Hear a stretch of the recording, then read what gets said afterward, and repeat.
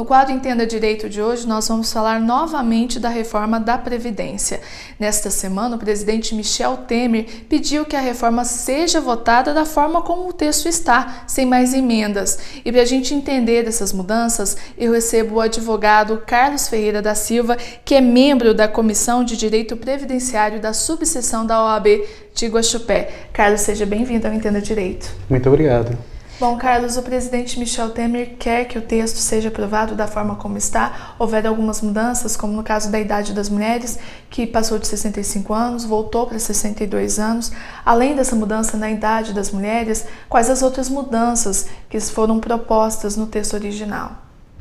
Primeiramente, eu gostaria de agradecer pelo convite de estar aqui e discutindo esse tema bastante controverso, polêmico e importante para todos os brasileiros.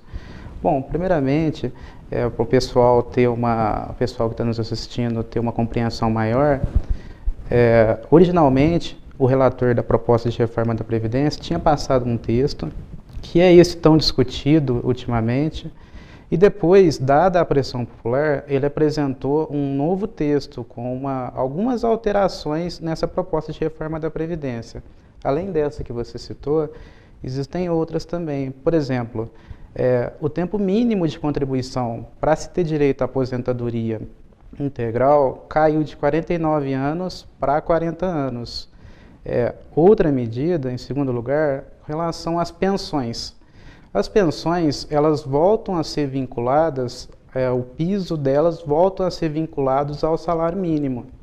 Outra coisa, é novamente possível acumular a aposentadoria com a pensão por morte, desde que a soma dos dois benefícios não ultrapasse 2 salários mínimos. Com relação aos trabalhadores rurais, a idade volta a ser 60 anos para um homem, para a mulher sobe de 55 para 57 anos, ou seja, a trabalhadora rural vai ter que trabalhar 2 anos a mais na roça. O tempo mínimo de contribuição também volta a ser 15 anos. Tem uma particularidade aí, que em relação ao segurado especial, que é aquela família que trabalha numa chácara, num sítio de sua propriedade, trabalha só com a família, sem empregados, vive daquela produção. Hoje, eles não contribuem diretamente. Como que é feito esse recolhimento deles? Eles, na hora de comercializar algum produto, quando eles vendem saca de café, de milho, há o recolhimento aí do INSS. Com essa alteração, mesmo nessa proposta mais recente, eles vão ter que contribuir com um valor de até 5% do salário mínimo. Eles vão ter essa despesa a mais, todos os membros da família vão ter essa despesa a mais no orçamento da família. E Carlos, como é que fica, por exemplo, a situação dos servidores públicos, de juízes, deputados, políticos? Teve alteração o esquema de aposentadoria deles? Sim, com relação aos políticos, os parlamentares federais, os senadores, os deputados, os próximos que ingressarem vão fazer parte do regime geral da Previdência Social. Com relação aos outros servidores, vamos pegar, por exemplo, os professores. Os professores, eles vão ter que trabalhar até 60 anos, homens e mulheres, esses que eu estou falando, com relação àqueles que não passarem pela regra de transição, esses que não puderem se utilizar da regra de transição. Eles vão ter que trabalhar homens e mulheres 60 anos de idade e um mínimo de contribuição de 25 anos para professores e professoras. Com relação aos policiais, por exemplo, os policiais vão ter que trabalhar, a idade mínima vai ser de 55 anos, o policial, o homem, vai ter que trabalhar 30 anos, o mínimo de contribuição, e a policial, a mulher, vai ter que trabalhar 25 anos, mínimo de contribuição, desde que tenha contribuído em no mínimo 20 anos na atividade policial. Bom, e Carlos, se aprovada hoje, como é que fica a situação de quem está aí prestes a se aposentar ou de quem já está aposentado? Tem alguma alteração? Com relação ao pessoal que já está aposentado, eles podem ficar tranquilos porque eles já têm esse direito adquirido de aposentadoria, então para eles não vai interferir nada. Só com ressalva essa questão da pensão por morte, né? Que mesmo podendo acumular os dois benefícios, aí não poderia ultrapassar esses 2 salários mínimos. Mas o pessoal aposentado por idade e por tempo de contribuição pode ficar tranquilo que não vai ter alteração. Para aqueles que estão próximos de se aposentar, existe a chamada regra de transição, que inclusive com essa alteração recente no texto da proposta de reforma, era até há pouco tempo necessário trabalhar um pedágio de 50% a mais do tempo que faltaria para a pessoa aposentar. Vou pegar um exemplo aqui. Vamos imaginar que o homem tivesse trabalhado aí 25 anos, faltaria para ele trabalhar mais 10 anos. Ele teria que trabalhar os 10 anos que falta mais a metade, ou seja, ele tem que trabalhar mais 15 anos.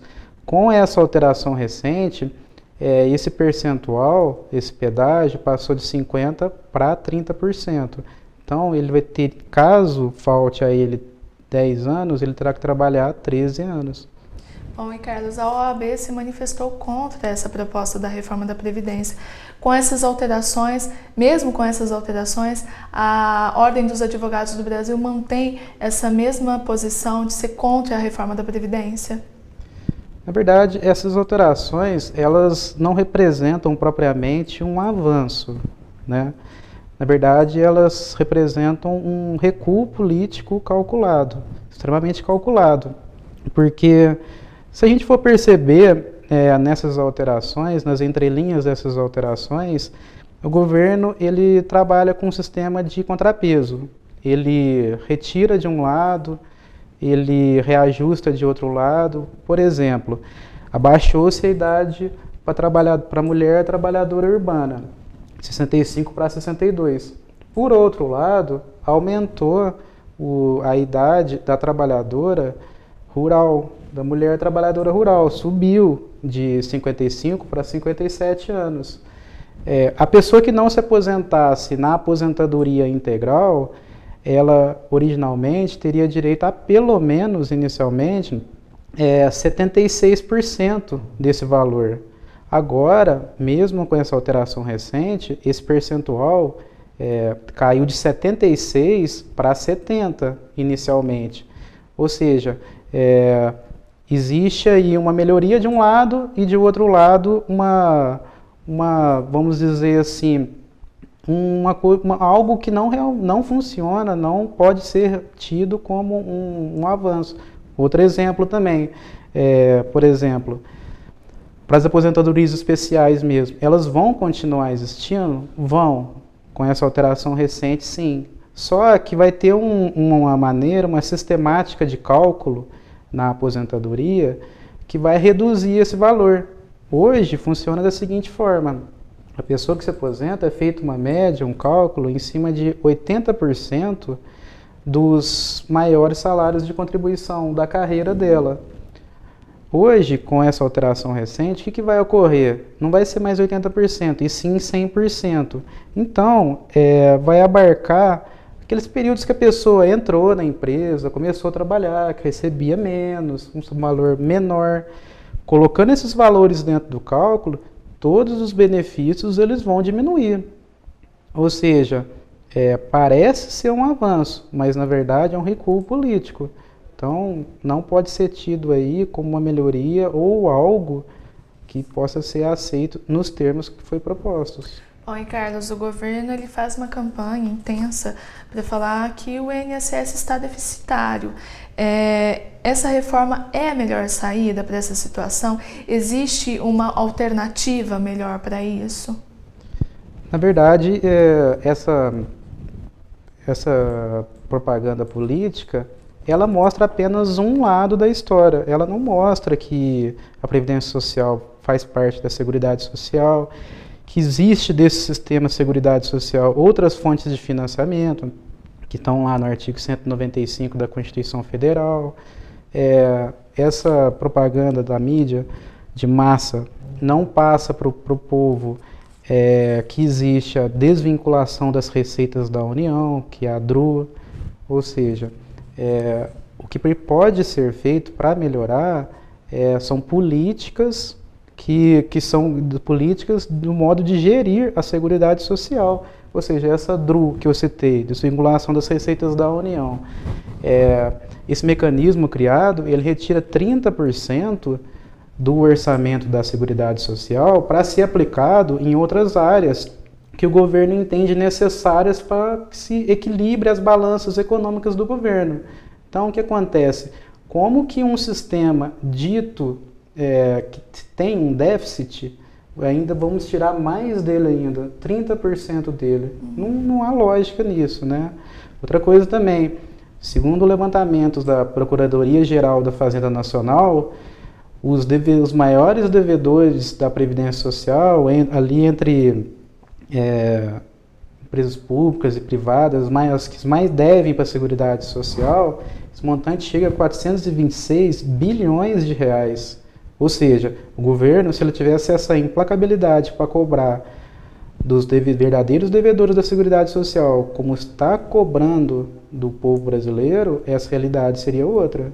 Bom, Carlos, eu vou agradecer muito a sua participação aqui hoje conosco, agradecer essas dúvidas que você tirou aqui da gente. Muito obrigada pela participação. Muito obrigado. E nós da Comissão de Direito Previdenciário da OAB de Guaxupé estamos à disposição da população, de todas as classes afetadas, que caso alguma classe afetada queira conversar conosco, para dialogar, para procurarmos encontrar alguma solução em âmbito local, regional, basta nos procurar na OAB, que fica do lado do fórum, que serão muito bem recebidos e nós estamos sempre à disposição para conversar, para dialogar e para pensarmos em soluções. Outro recado, eu gostaria de aproveitar a oportunidade, gostaria de deixar um recado também para a população como um todo, porque essa proposta ela vai ser passada ao plenário da Câmara para ser votado, e lá ela precisa da votação em 2 turnos da maioria absoluta, de 3/5 dos 513 deputados federais. Ou seja, tem que ter pelo menos 308 votos para depois ir para o Senado. Então, o que a gente pode fazer por hora? A gente pode, já com as redes sociais, que realmente são ferramentas muito significativas, todo mundo hoje tem Facebook, tem e-mail. O que pode ser feito? A gente pode começar a mandar e-mails, mensagens pelo Facebook. No próprio Facebook mesmo, se a pessoa procurar lá por deputado ou senador, vai encontrar uma lista de deputados federais, inclusive eleitos também por Guaxupé. Fomos nós, guaxupeanos, que os elegemos. Então, assim, cabe a nós agora pedir para eles, educadamente, um posicionamento, perguntar se eles são favoráveis ou se eles são contrários a essa proposta de reforma da Previdência. Facebook, e-mail, as próprias páginas do Facebook dos deputados e senadores disponibilizam outras redes sociais para entrar em contato, telefone também. Então, a gente pede o apoio da população, porque quem vai votar essa proposta de reforma da Previdência são os deputados e os senadores, e fomos nós que os elegemos. Então, cabe a nós agora continuar essa pressão que nós já vimos que teve aí conforme teve essas alterações aí recentes, tem sim eficácia. Então, vamos continuar com esse trabalho, porque isso é em prol de todos.